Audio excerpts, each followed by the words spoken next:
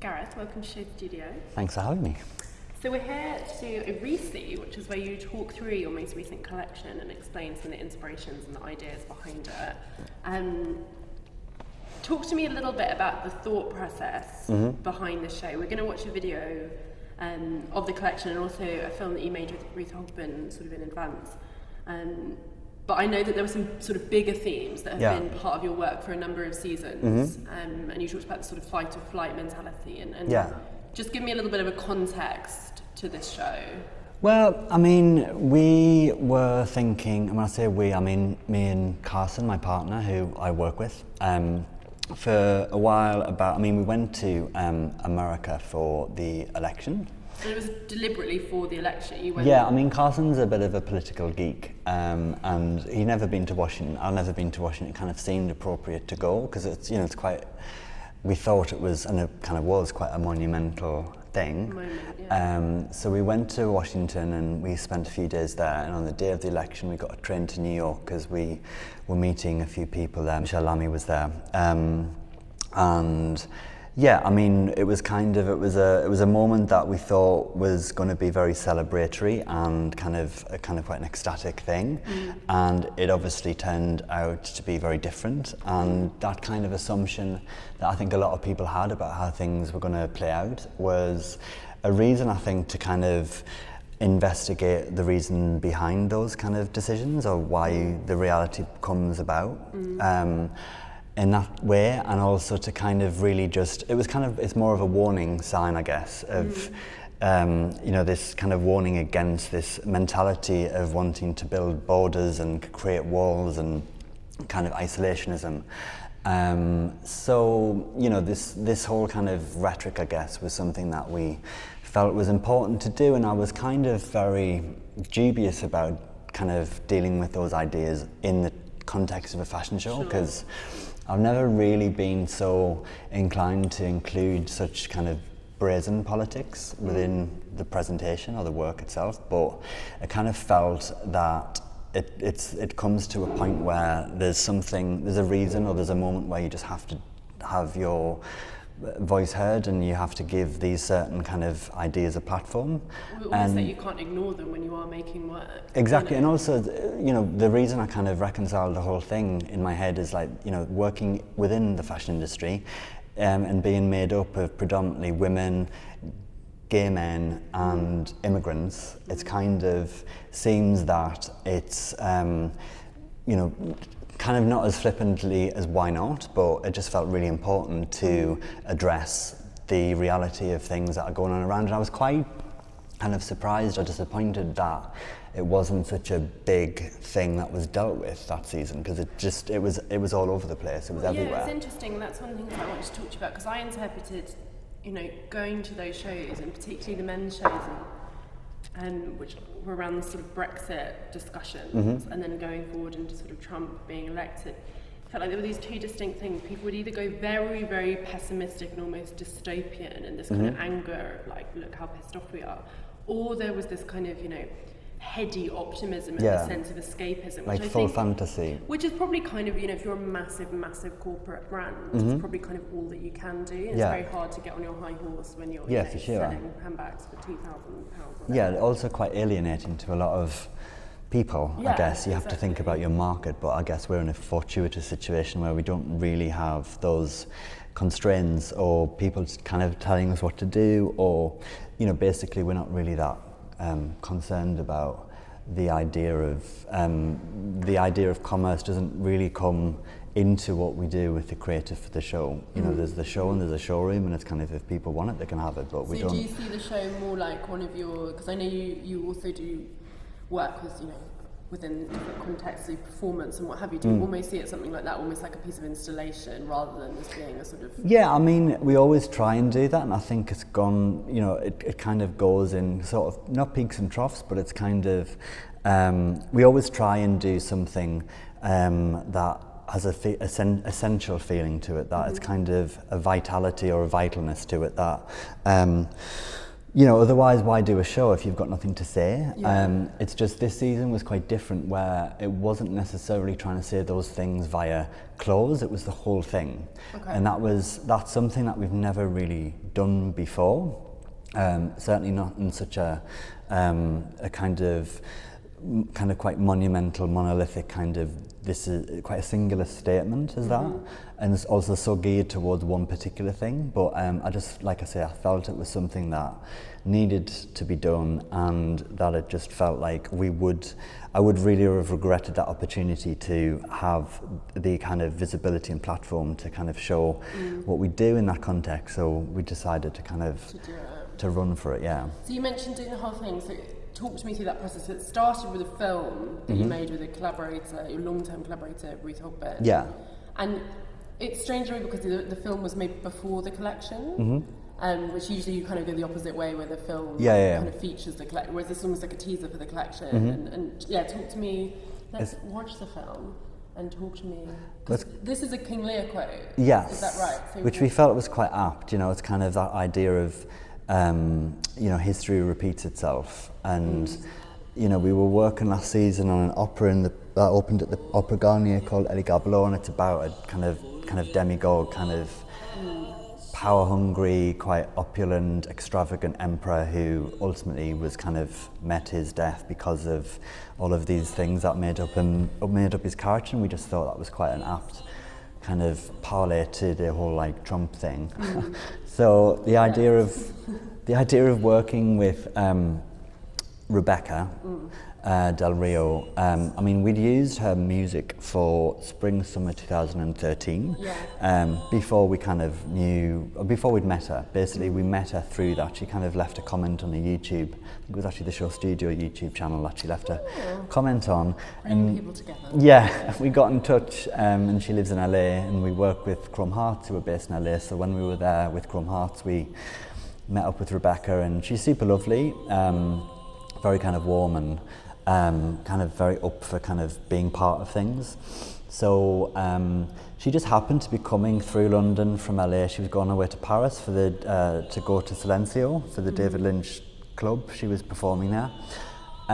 So we kind of grabbed her from Heathrow and stuck her in a fur coat from the collection and put her in this kind of quite brutalist concrete, well, it's a council block on Hackney Road, and had her kind of, I guess it's kind of like an ode to, you know, the Eva Peron kind of moment, but the idea is that she's kind of singing her heart out and no one's listening, and it's kind of, we just thought it was quite a singular idea to kind of precursor the show with.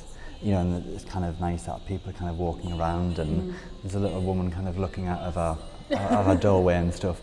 It's just we thought it was a very, you know, we've obviously used the music before, but it's so apt. You know, kind of Roy Orbison's Crying, sung in Spanish. It's, you know, it has quite a guttural sort of emotion about it, and you know, Rebecca kind of delivers very well every time she does it. So. And talk to me about the continued use of film, because you obviously find it a really interesting way of getting, you know, across certain... This laptop sounds like it's going to explode. Yeah, or take off. Is there a drone in here? So yeah, talk to me about the continued use of film, because it's interesting that, you know, you talk about the whole thing, and it's like, you know, some people see the show as kind of like, you know, the ticket, the set, the music, the show itself, whereas film seems to be like something that you always use in some particular way, whether it's as the show or, you know, as a backdrop or what have you. Well, I mean, even especially for this season, I mean, in the venue we showed, it's kind of, it was a circular underground concrete kind of bunker-esque kind of thing. It used to be a music hall, so it has that theatrical kind of grandeur or spectacle to it, and it has all these apertures, which is kind of quite similar to the apertures in this kind of council block, which look a little bit like celluloid, I guess. And it's the idea of basically the moment in this David, like 2001 Mulholland Drive, David Lynch, where she's basically singing and she collapses, but the song continues. It's kind of this visual conceit, and we kind of thought, in a kind of quite lofty kind of way, sort of thought that it was quite a nice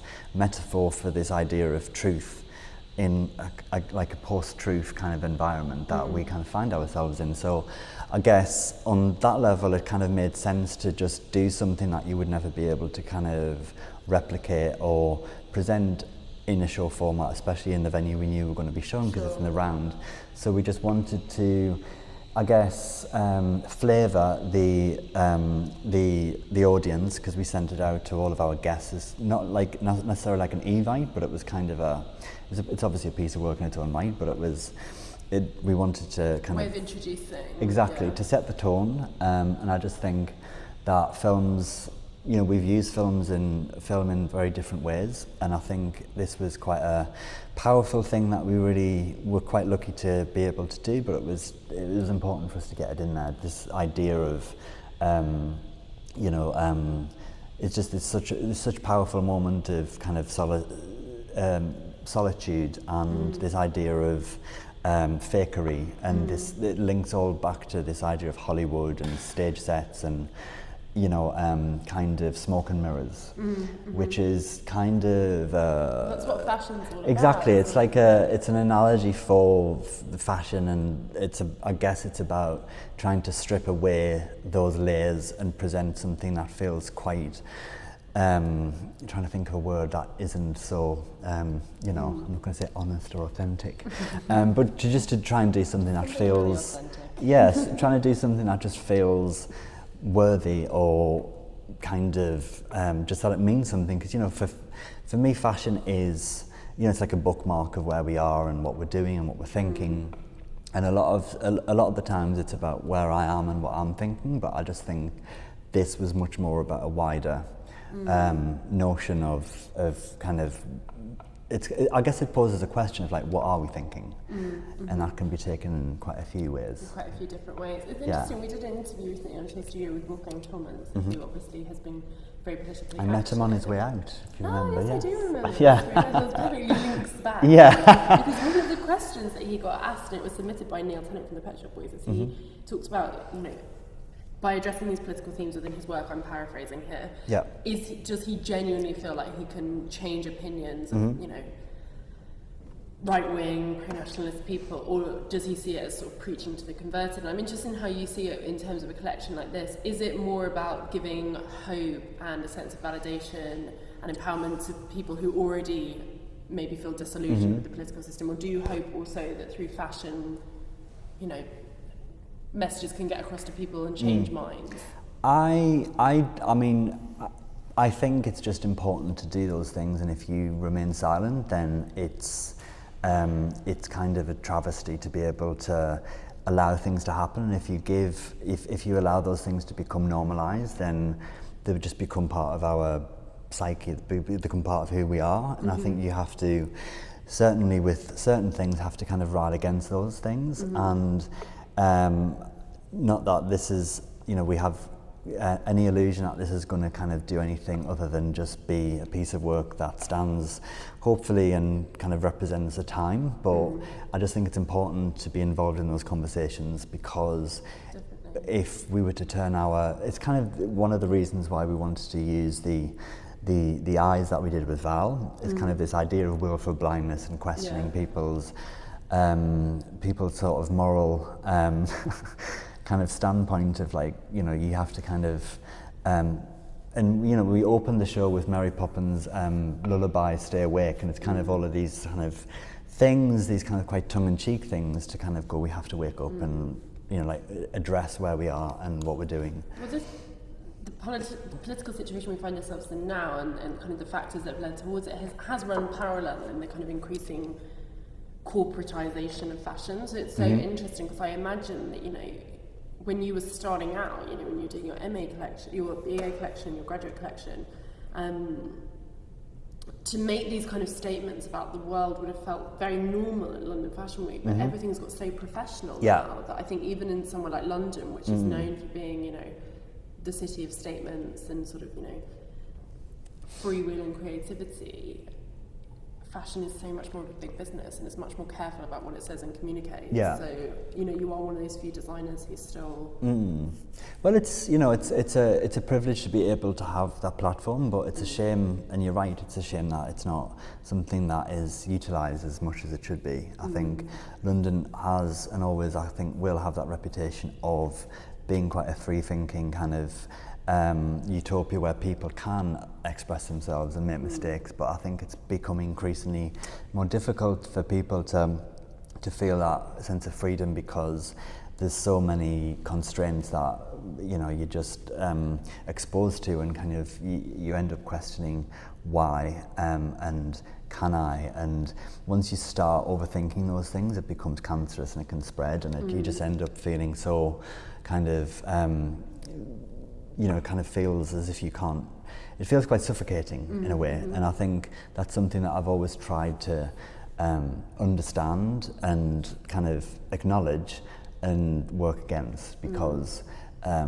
yeah, I don't like to be told what to do and it's I'm in a privileged position that we still have that kind of independence, I guess, and I understand that other people maybe sometimes don't, and it's just it is kind of indicative of, I guess, that idea of allowing things to happen and not actually questioning them, or not being able to question them. That's, I think, quite sad state of affairs. So yeah. Let's have a look at the show. I have a few questions to ask you. Yes.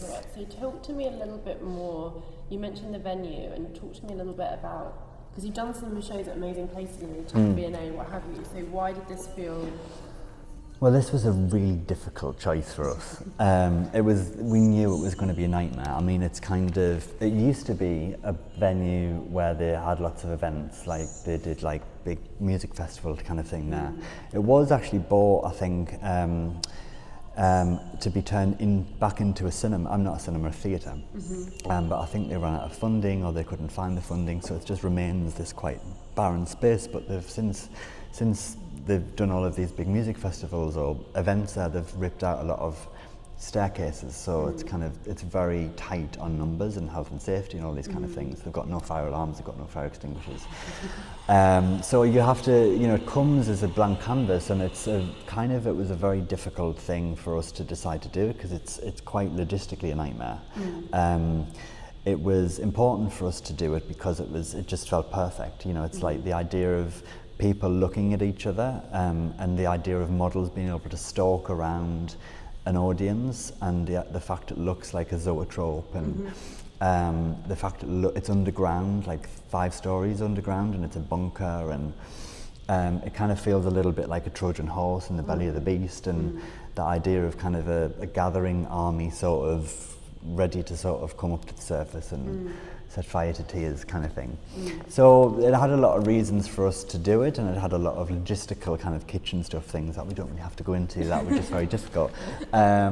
So, you know, it was one of those things that and also it's supposed to be being developed in the summer, like kind of now, so it was kind of, we were told it was our last opportunity to kind of do something there. So, you know, there was a lot of things, pros and cons list, but yeah, one outweighed the other. So. And when you were putting together the actual collections, you know, the garments themselves, how much of this was in you? Because you must have started designing some of it sort of before the thrust of Trump mania had begun. Yeah. So how does that relate to some of the themes that we've been discussing? Well, I mean, when we went over for the election, it was the 8th of November. So we hadn't ordered all our fabrics. Do you want to know about the the logistics of everything? You know, yeah. Let's drill down. Yeah, we hadn't really settled on anything, and that was something that happened wasn't the 8th of November? Yes, I think it was. So it kind of, that tried was... to block it out. Yeah, it was a dark day, but that gave us an opportunity to really kind of go with that. So that was something that we kind of had in our backs of our minds. I mean, we've been to places like Moscow and China and Yeah, Istanbul. you mentioned quite extensive travel when you were talking about the show. Yeah, I mean, when we'd finished the show in September, we went to Paris and we did sales, and then in October, and we have to go to Italy to do the fittings for the collection. But then between mid-October and kind of mid-November, we were sort of away on, we restaged our show in Beijing, which was super fun, and going to these sort of it was kind of quite an apt kind of education, going to these quite totalitarian regimes and experiencing sort of different things, like crazy things like going to China and not being able to go on Google or Gmail. And I didn't believe it, because I thought Carson was downloading some sort of scrambler thing for your IP address and whatever. So it's kind of it was interesting, and then our kind of travel ended with Washington, then we went to New York and all of that kind of thing. So it was almost as if it was meant to be. It kind of set us up for that whole thing. So that kind of obviously informed a lot of our choices, and even down to the fabrics, like wanting to work with something that looked a bit like an army blanket but wasn't really a fabric, it was more an accessories thing that felt quite cheap and quite utilitarian, and working with fabrics like looking at things like Cabaret and the Night Porter, and working with this incredible kind of black gloss sort of kangaroo paint, and this sort of we found this beautiful kind of really kind of hard, starchy kind of worsted kind of suiting fabric, which reminded me a lot of my dad's kind of police uniform, kind of something quite military about it, but something that we wanted to kind of work into a very feline, quite feminine shape, but with kind of that cross between a man and a woman, very masculine in look but very waisted and very hipped, and there was a lot of kind of abstraction involved, obviously, because if you have these notions or concepts that you want to kind of filter through into like choices of fabrics and then into garments, it becomes a little bit of a strange kind of process of elimination. But I think those things, if they're in the back of your mind, can kind of subconsciously help inform your creative choices. So yeah, I mean, it's always a sum of parts, though, It's especially when you try and do a show. I mean, that's the thing. We wanted to. I was quite nervous as well about the show, because I knew we didn't. For me, it wasn't. We didn't really want to do the pieces, the kind of the kind of extravagant things. We wanted it all to have this quite relatable, quite almost prosaic or pedestrian nature to it, that it wasn't, it could never be perceived as being alien, even though they did look a bit alien in the end, but like from the neck down, at least, we wanted it to look quite understandable. Sure. We didn't want to, the Night Porter reference was something that we kind of wanted to flip on its head and turn it into this quite female dominant character. And with fashion shows especially, it's a kind of it's a process of image making, but if you abstract that too much, then we basically didn't want the intention behind the visual to become lost in that abstraction that often goes on with what I do. So we kind of wanted to do something that was more direct, and I think it was the time to do something that was quite direct and unconfused. So it wasn't able to be confused.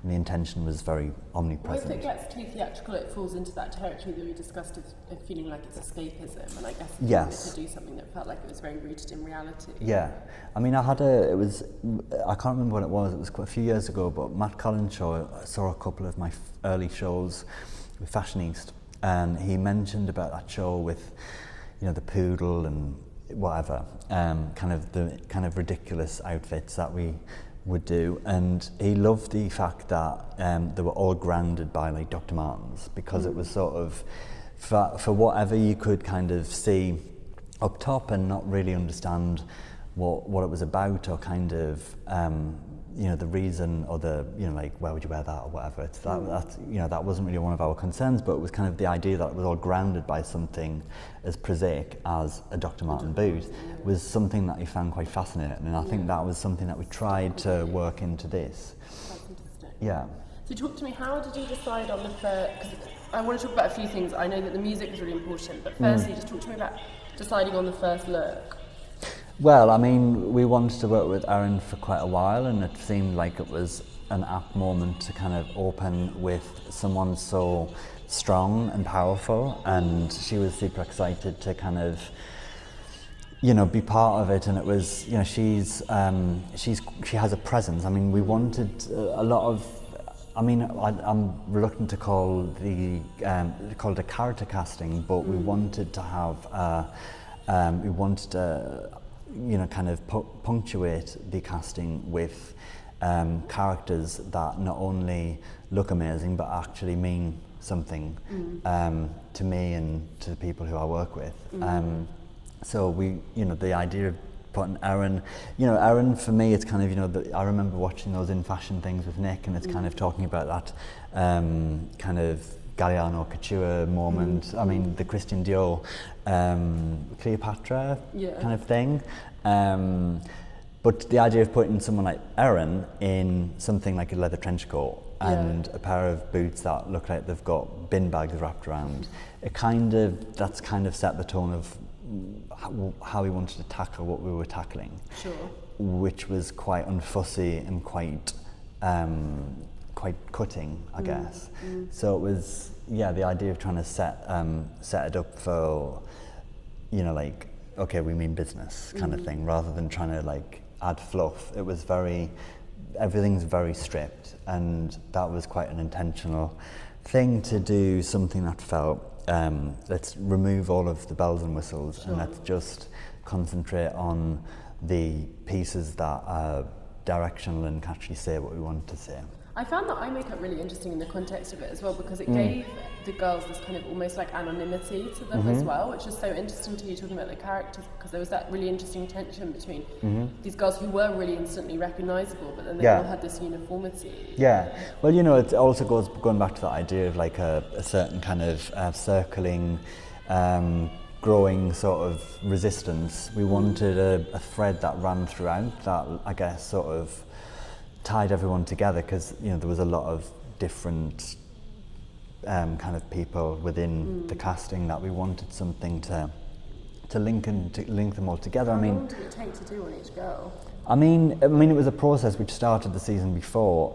Funnily enough, Val, because Val worked with me in the opera in Paris, kind of doing the makeup for the performers over there, and so then she knew the story about Ellie Gablo was like a self-proclaimed sun god, and then when we were doing the hair and makeup test for the show, she brought these kind of winky things that you have for sunbed. But like the old school ones, like the black kind of you know, very, very opaque plastic things. Do you sunbed a lot? Well, I don't. Darling. Au naturel. No, I haven't been on for a while. Anyway, so she came with these eye things, because, you know, the idea of it being a sun god, it was, I guess, a quite tongue-in-cheek kind of thing. But then when you put them on, you can't see a thing, because they're not really designed for just like, you know, walking around. They're actually to protect you from very strong UV rays. So anyway, I knew that I really wanted to do something with them, but it wasn't right to use them for the last show and pepper them around. She maybe 2 or 3 girls.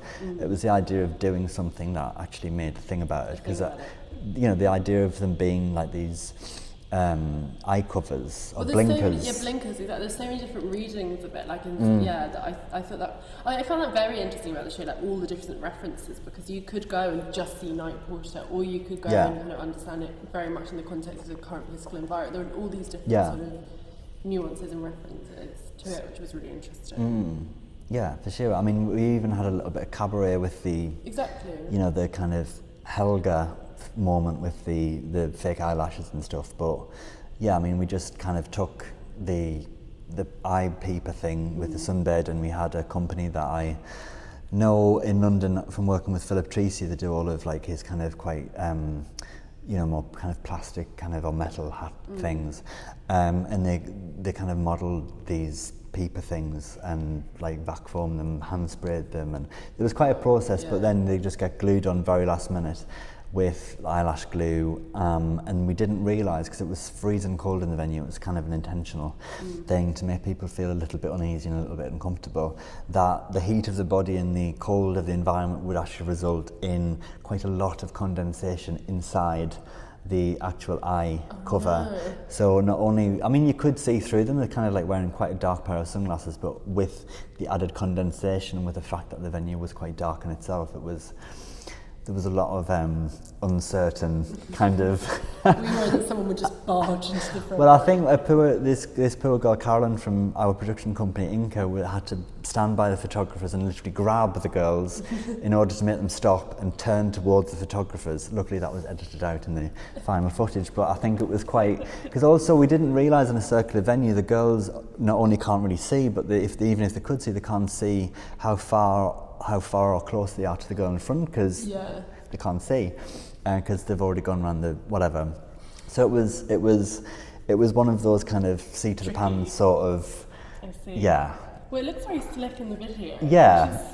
Yeah, the video is quite a good kind of memento, I guess, because I never get to see the end result when I'm doing it, because I'm on.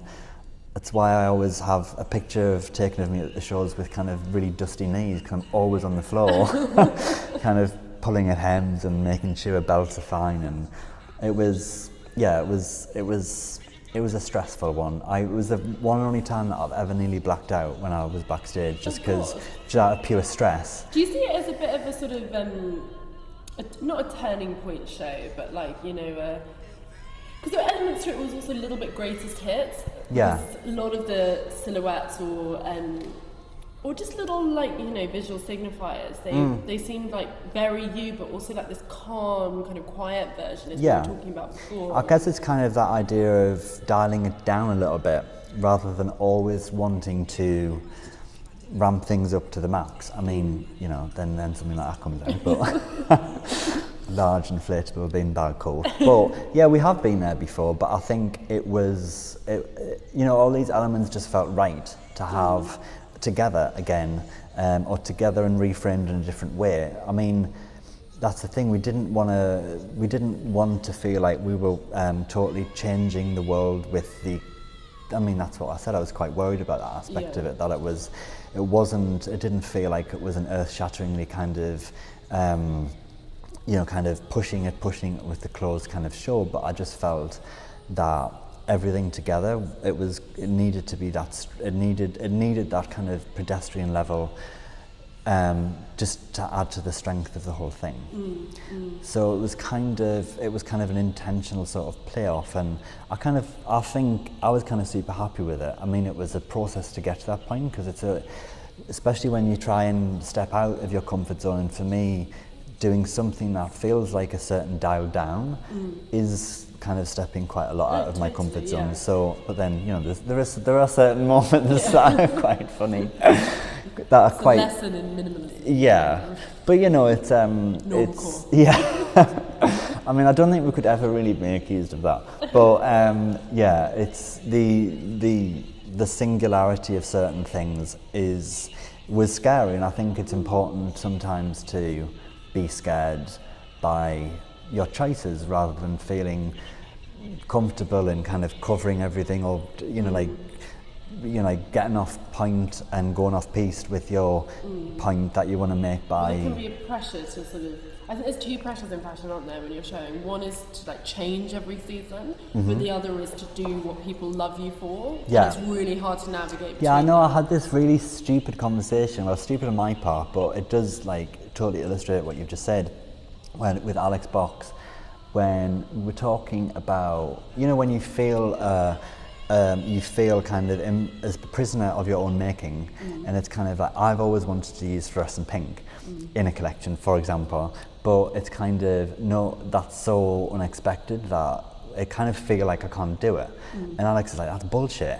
Yeah. Because it's like, you decide what you do, and I'm like, true, but I can kind of also understand my own point of view, or my own point of like feeling that. I mean, also Susie said, Susie Minko. one of, yes, of course, one and only, I think it was it was a SHOWstudio thing again, not that I, watch that much of it, but no, I'm joking. There's a lot of lunch times at my studio that are filled with those interviews. But anyway, she was saying that going to see shows for such a long time, before she even gets to the show, she kind of knows what she's going to see. Yeah. And I felt that was really sad. Because it's kind of, I totally understand the point, but I also understand that designers, or I would hope that designers want to kind of push themselves and kind of question themselves and evolve and feel like they're moving forwards. So that was quite an enlightening thing to understand from an outsider kind of point of view. But I can see it myself, you know, there's certain threads that run through things, and that's kind of unavoidable because it's you who do them. So of course it's going to have a certain signature or handwriting, but I think the understanding of people sort of going, well, we know what we're going to get, it kind of helps you to kind of, I guess, push against the notion of monotony. Totally. And people are more likely to respond to something if, you know, they feel like they're seeing something afresh. Like I remember that show we did in Soho when the British Fashion Council moved their showcase space to Soho, and we decided we'd show there because it's where I went to college, and it was and we did like clowns, and it was kind of quite drag queen, divine inspired, and it was very camp, and it was all kind of candy stripes and red and sequins and pennies and stars, and that didn't feel, you know, in the kind of trajectory, or if you see kind of like things and what would come next if you put my work in a line, I guess that sort of, I mean, does it make sense? I mean, I don't know, it's difficult for me to say, but it's like, it felt quite far removed. Exactly, yeah. But it also felt like it was part of a lineage, I guess, or it made sense, I think. But so I think that kind of made me understand that it's possible to do things that are unexpected, or you kind of feel a little bit uncomfortable with, or that aren't kind of necessarily you, but you can have a bit of fun with it, and I think it's important to have a bit of fun with it, otherwise what's the point? No, totally.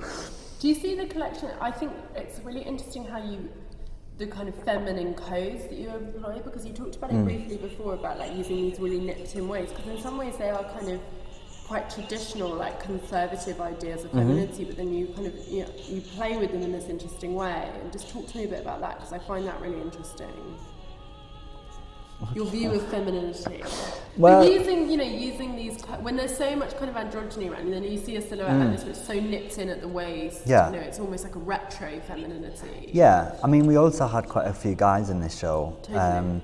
And it's also kind of goes back to when we first started showing in London, and we used to have a cast made up of girls and guys, and you couldn't necessarily tell who's who, and you know, we've kind of always had that kind of in our sort of thing, but it's something that we've, I guess, sort of stepped away from, just because I think it was Michelle who said that, you know, that idea of having guys in the show, I guess, shattered a certain illusion, which I understand her point, and we kind of listened to her for a while, and then I think it was a moment to sort of go back to something that we felt was a bit more us. But regardless of whether it's a guy or it's a girl, and it's still a women's wear show, and the idea of doing something that, you know, and I guess it's quite you know, quite a stereotypical view of like masculine femininity, but you know, it's kind of something, you know, that idea of hard femininity, or something that's like quite, dressing. It's interesting, I guess, but it's more, rather than about it being more about power, it's more about it being weaponized, I guess. And there was a lot of we did a lot of kind of versions of things like, you know, like tactical gear and bulletproof vests and things like that. So I guess it's always got you know, everything has this idea of, and I'm also very aware of the fact of you know, the idea of a woman through the lens of a gay man is always going to be of a certain ilk. It's always going to be not necessarily always, but you know, it can always risk being a stereotype. Yeah. But working with incredible women like Ruth Hogben and with Katie Shillingford and Nelma Kalonji, and even people like Val, you know, people who are like really opinionated and really strong and really know what they want. That really helped tempers my vision, because it is a sum of parts, and it goes through all of these different filters as it's necessary to do, and it comes out as something that feels a little bit more well, less like women in drag as women. Exactly. Yeah. Woman drag, which, you know, it's not something that we ever really want to do, but I'm aware of that. It's a kind of a fine line, because, you know, I'm a gay man and I'm not a woman, and I grew up around, you know, that whole like thing of growing up around very strong women. I mean, my mum and all of her sisters are, you know, they're kind of a coven, and it's like you wouldn't want to cross them. So it's, you know, I always have that, you know, that's kind of in my DNA, I guess. So we just have to be careful with the buttons we press. Well, what I found so interesting is that you went for this very, like, you talked about fight or flight in the notes, and you went for there is an aggression to the collection, like even with the, you know, the night possibilities, but you mentioned kind of the armor-like quality to it, which is interesting also, given that a lot of fashion has gone down this angle of like peace and love, whereas this was, you know, this wasn't a kind of joyful collection, it was angry in a way. I think it was more like warning, like a shot across the bow, kind of, you know, like a flare of like kind of distress, like a distress call, like SOS on like, Morse code. But it's kind of, I wanted that sort of deranged quality that, you know, we even had a bit of like Sunset Boulevard in the show soundtrack, simply because of that kind of hysterical quality, because it's like, actually, this is happening and it is our reality and it's wrong, and what we're going to do about it. So, yeah. I mean, epic clothing look as well. Yeah. Really amazing. I mean, why are you so nervous? Like with a show like this, when you've poured so much of your thoughts and sort of beliefs into it, are you worried about the reviews, or if you're happy with it, do you feel like, would you count this as a successful show because so much thought and ideas went into it? I hated this show when it finished, and that generally happens. But usually it takes a couple of days for me to look back at it, and I can see I always see the bad things. But with this, took me a really, really long time to like it.